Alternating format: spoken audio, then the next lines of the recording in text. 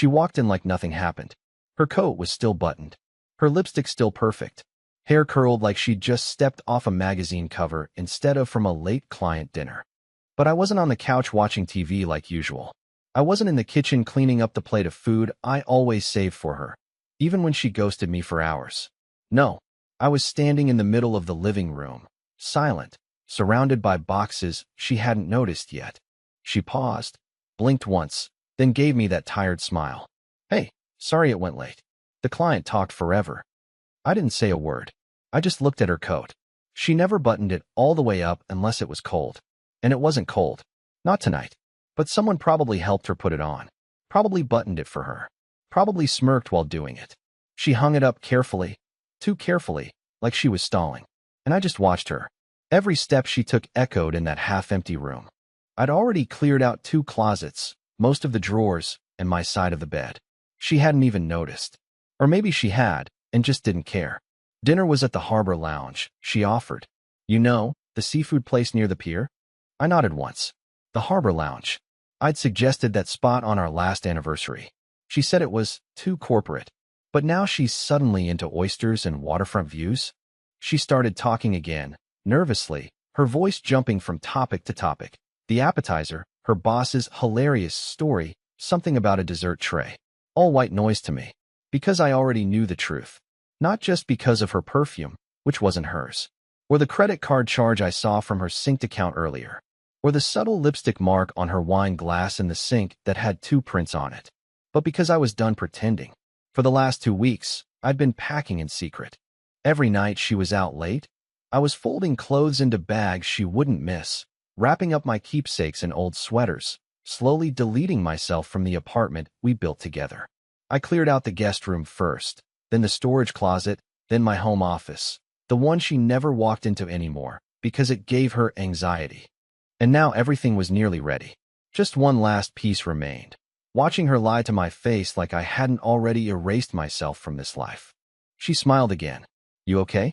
You look weird. I smiled back. Everything's spotless, I said. She blinked. What? I walked past her. Calm. Quiet. Done. You'll figure it out, I muttered. Eventually, I left the front door open behind me. And just like that, I was gone. I didn't slam the door. I didn't scream. I didn't even say goodbye. I just walked down the hallway, past the flickering elevator light, and out into the cold December night like I wasn't leaving behind 8 years, a mortgage, and a woman who once promised me forever. I heard her voice behind me as I walked, confused at first, then sharper, louder. Daryl, she called. Daryl, what's going on? She still had no clue. None. And honestly, that was the part that hit me hardest. Because I had spent months begging for scraps of attention. Sitting across from her at dinner while she scrolled through texts I wasn't allowed to ask about. Waiting in bed alone, listening to her come home late with half-baked excuses and a perfume that didn't belong to us. I stayed through all of it, through the gaslighting, the guilt trips, the cold silence. But the moment I stepped out the door, now she noticed something was wrong? I didn't answer. I just kept walking. The van was already loaded.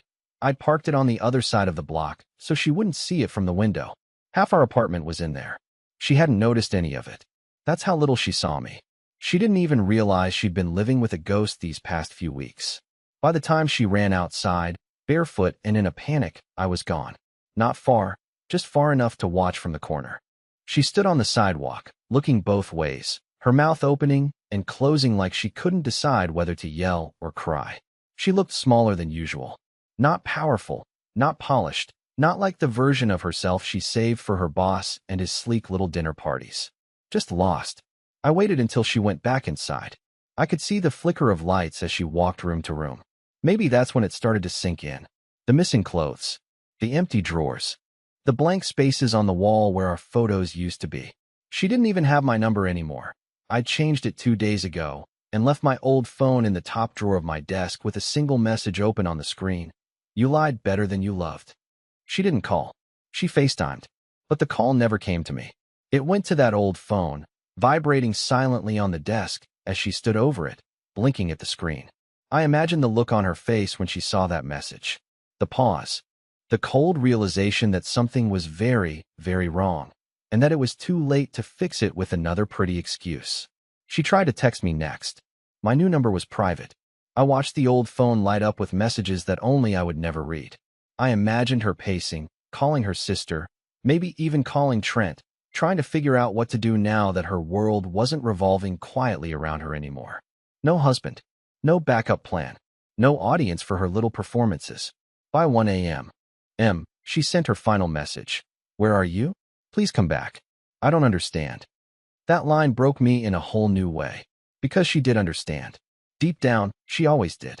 She just never thought I'd actually leave. Never thought I had it in me. I didn't yell. I didn't threaten.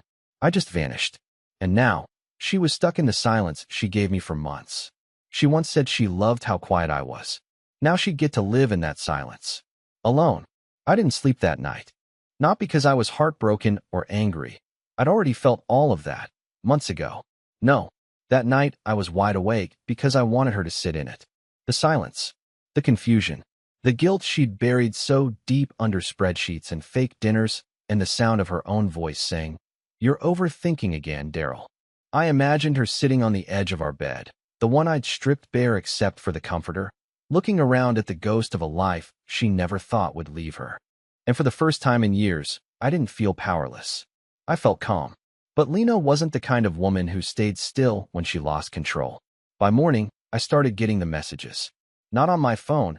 Again, that was dead to her. But through mutual friends. One of her coworkers messaged me on LinkedIn of all places. "Hey man, is everything okay? Lena's freaking out. She said you vanished." I didn't respond.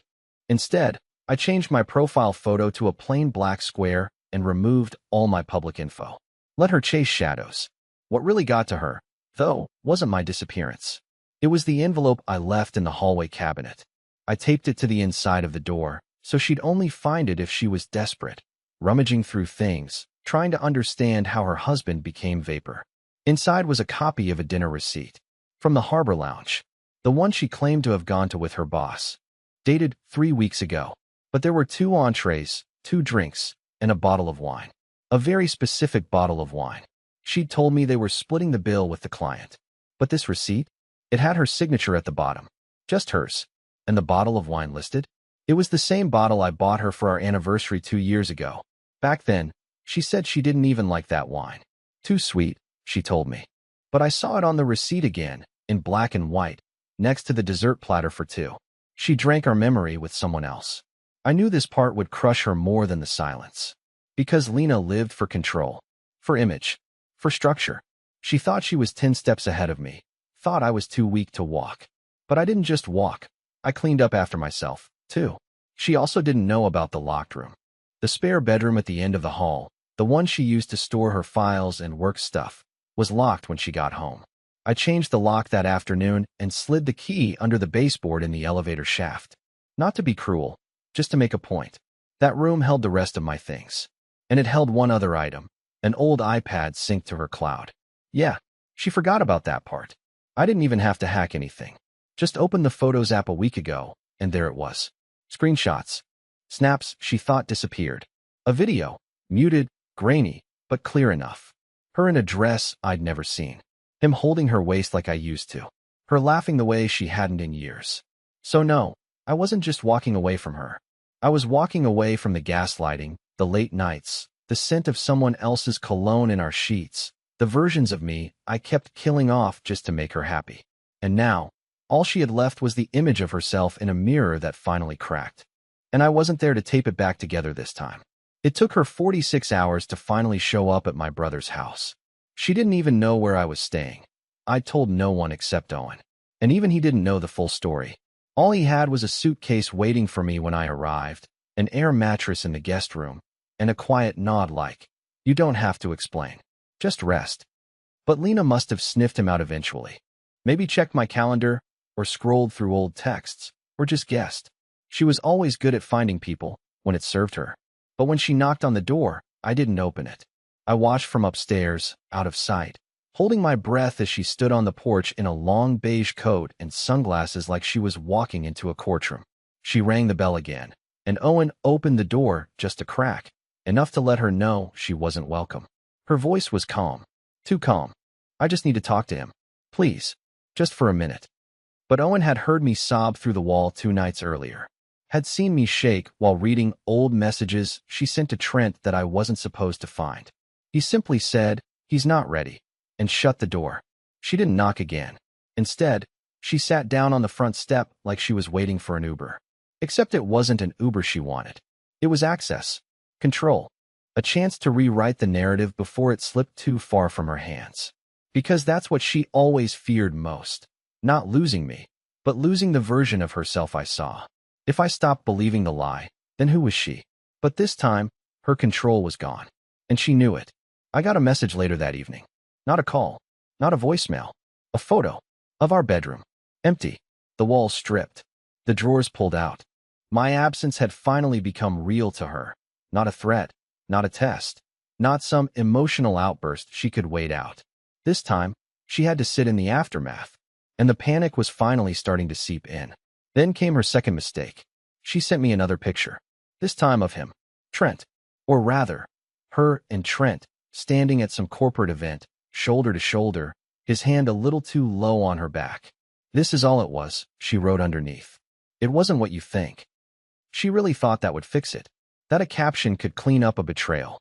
That if she controlled the narrative just right, I'd crawl back and beg to be gaslit again.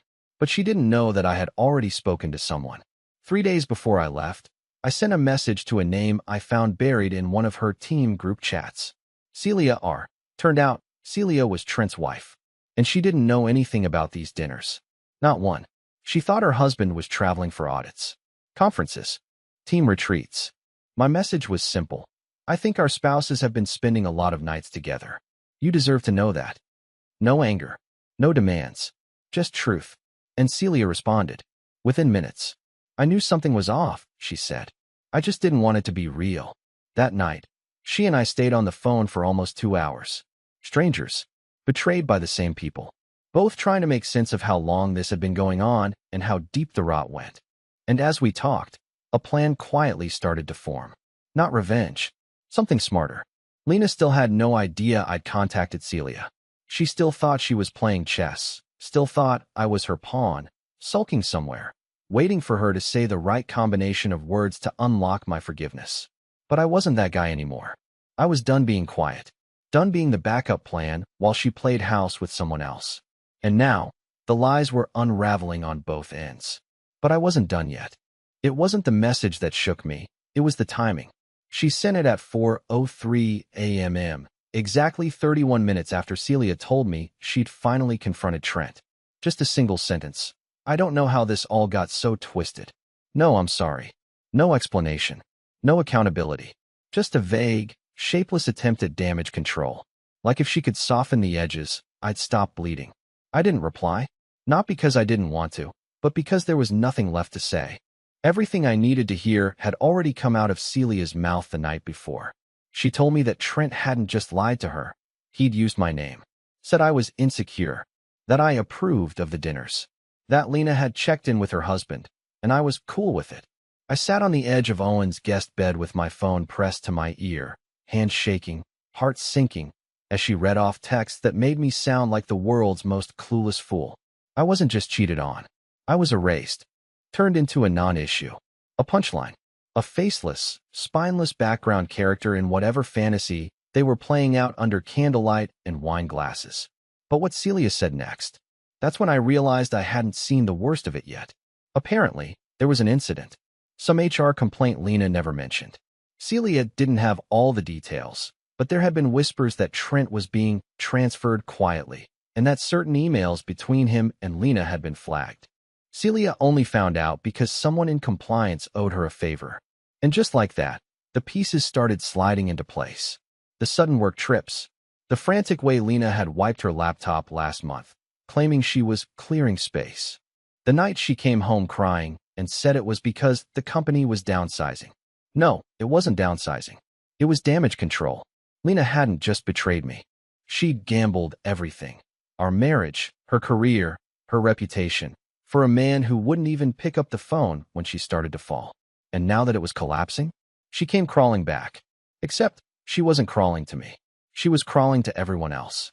Owen showed me screenshots from mutual friends, vague status updates, cryptic captions, taking time to heal selfies. Lena wasn't apologizing to me. She was rebuilding her image, playing the misunderstood victim. She even reactivated her old blog, the one she abandoned after we got married. Suddenly, it was full of quotes about growth through pain and the loneliness of being judged. I laughed, not because it was funny, but because it was so predictable. She was still trying to control the narrative, even now, even after everything. But she didn't know that Celia had taken screenshots of the emails. She didn't know I'd forwarded them to a friend of mine who worked in the same industry. She didn't know the story was no longer hers to spin. She only knew one thing for sure. I was still silent. And this time, my silence wasn't weakness. It was the sound of a fuse burning down to something she'd never be able to fix. It all came undone faster than I expected. The tipping point wasn't something loud or public. It was an email. Just one. Celia sent it to the compliance director at their firm. Subject line: formal concern regarding workplace conduct. It was a short message, polite, almost clinical, but it included screenshots, timestamped texts, dinner confirmations, photos that weren't supposed to exist. One of them showed Lena and Trent sitting at a bar, too close, too casual, clearly outside of office hours. Celia didn't ask for revenge. She asked for clarity, for an internal audit. That's all it took. The fallout started as a trickle. First, Lena was put on leave. Then her company email was locked. Her LinkedIn suddenly said, open to opportunities. She didn't post about it. No vague quotes this time. Just silence. But I saw the panic in the shadows. A mutual friend messaged Owen asking if Lena was okay. Said she'd shown up to a friend's birthday party off, drinking too fast, leaving too early. Another friend said she was looking for a new apartment, which didn't make sense because she still had the condo. Unless, of course, she couldn't afford it anymore. I didn't smile. I didn't feel victorious. I just felt done. Numb maybe. Tired. Like I'd finally finished dragging myself through a swamp I never agreed to walk into. The saddest part? I would have forgiven her once. Not because I'm spineless, but because I loved her that much. Because I wanted to believe the woman I married was still in there somewhere. But that woman didn't exist anymore. She was replaced by someone who lied to my face, rewrote the truth, weaponized guilt, and smiled while I withered. And now, that same smile was gone. She texted me again, 3 days after the HR fallout. No apology, no details, just this. They twisted everything. I need to explain. Please. I didn't reply. Instead, I sent her a single email. One she couldn't twist. One she couldn't cry her way out of or rewrite on social media. It contained two things: a formal notice that I'd retained legal counsel regarding separation of shared property, and a Dropbox link labeled Evidence, Read Only. Inside were the receipts, the texts, the screenshots, the timeline. But I saved one file for last. A recording, not of her, of me, sitting in our empty living room the night I left, talking to no one, just hitting record on my phone and spilling the truth as I saw it. Every lonely night, every gaslight, every missed call, every moment I stayed when I shouldn't have. It was raw, shaky, full of emotion I'd buried for too long. And I ended it with, you don't get to rewrite this. I was here. I existed. I mattered. She viewed the Dropbox file 6 minutes after I sent it. No reply. No call. Just silence. This time, her silence told me everything. She wasn't in control anymore. And for the first time in months, I didn't feel invisible. She didn't knock this time. She just stood there. I saw her through the kitchen window, same beige coat, but this time it was wrinkled and soaked from the rain. She didn't hold a phone or a bag or even an umbrella. Just her. Alone. Soaked and shaking. It took her over a month to show up again, and now, after everything, she looked like she was finally ready to admit she'd lost. Owen wasn't home. He'd gone out for groceries, which left only me inside. And I had a choice. Open the door, or let the rain finish what the silence started. But something in me wanted to see her face. Not for closure. I wasn't waiting on some emotional apology. I just wanted to see what was left of the woman who said she'd never be the kind of person who cheated, who swore she'd never become her mother, who used to sob when her co-workers got divorced, saying, I'd never do that to someone I loved. I opened the door. She didn't speak right away, just looked at me, blinking, dripping, breathing like she'd run a mile uphill. Her eyeliner had smeared, her lipstick was gone, and for once, there was no performance in her eyes. No spin, no speech ready, Just the raw panic of someone who realized too late that the mask doesn't work anymore. Daryl, she said, barely above a whisper. I lost everything.